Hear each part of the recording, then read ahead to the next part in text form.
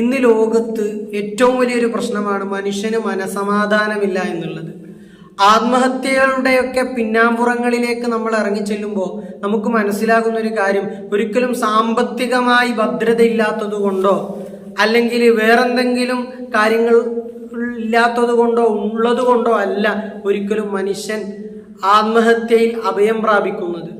അതിൻ്റെ ഏറ്റവും മൂലവത്തായ കാരണം മനുഷ്യന് സമാധാനം ഇല്ല എന്നുള്ളതാണ്. അതുകൊണ്ട് തന്നെയാണ് സമാധാനത്തിന് വേണ്ടി ഒരുപാട് ആത്മീയ തട്ടിപ്പുകൾ കേരളത്തിൽ നടക്കുന്നത്. പല തട്ടിപ്പുകളുടെയും പിന്നാമ്പുറങ്ങളിലേക്ക് പോയാൽ അവരൊക്കെയും ആ തട്ടിപ്പിനിരയാവാനുള്ള കാരണം അവരുടെ മനസ്സിനെ തൃപ്തിപ്പെടുത്താനുള്ള നെട്ടോട്ടത്തിനിടയിലാണ്.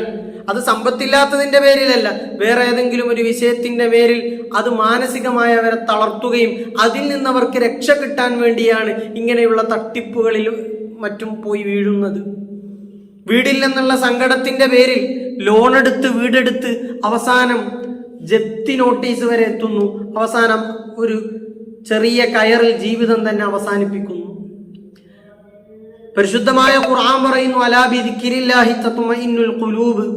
അള്ളാഹുവിന്റെ സ്മരണ, അള്ളാഹുവിനെ സ്മരിക്കൽ കൊണ്ടാണ് ഹൃദയങ്ങൾക്ക് ശാന്തി ലഭിക്കുക. അതുകൊണ്ട് എപ്പോഴും നമ്മൾ അള്ളാഹുവിനെ പറ്റിയുള്ള ചിന്ത വേണം. ഹബീബായ റസൂലുള്ളാഹി സ്വല്ലല്ലാഹു അലൈഹി വസല്ലമ തങ്ങൾ പറയുന്നത് കാണാം, അജബൽ അംറിൽ മുഅ്മിൻ. മുഅ്മിനിന്റെ കാര്യം വലിയ അത്ഭുതമാണ്.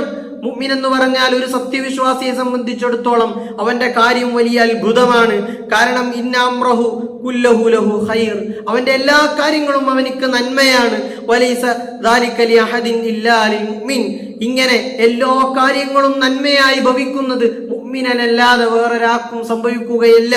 എന്നിട്ട് അള്ളാഹുവിന്റെ റസൂല് പറയാണ്, ഇന്നസാബത്തുഹു സറാ, അവന്റെ ജീവിതത്തിൽ വലിയ സന്തോഷങ്ങൾ കടന്നു വന്നാൽ, എന്ത് സന്തോഷമായിക്കോട്ടെ, ഒരു വീട് വെച്ചു, അല്ലെങ്കിൽ നല്ലൊരു ജോലി കിട്ടി, PhD കിട്ടി, JRF കിട്ടി, എന്തോ ആയിക്കോട്ടെ, അങ്ങനെ ജീവിതത്തിൽ വലിയ വലിയ സന്തോഷങ്ങൾ കടന്നു വരുമ്പോ, അല്ലെങ്കിൽ ചെറിയ ചെറിയ സന്തോഷങ്ങൾ കടന്നു വരുമ്പോ ശക്കറ, അവൻ അള്ളാഹുവിന് ശുക്ർ ചെയ്യും, അള്ളാഹുവിന് നന്ദിയുള്ള അടിമയായി മാറും.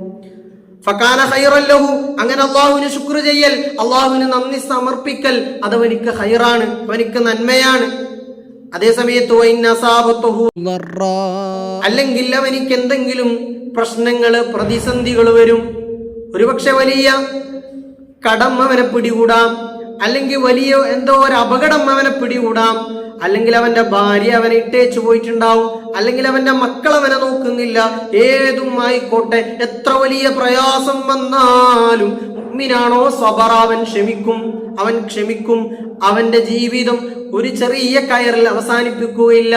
അവനോട്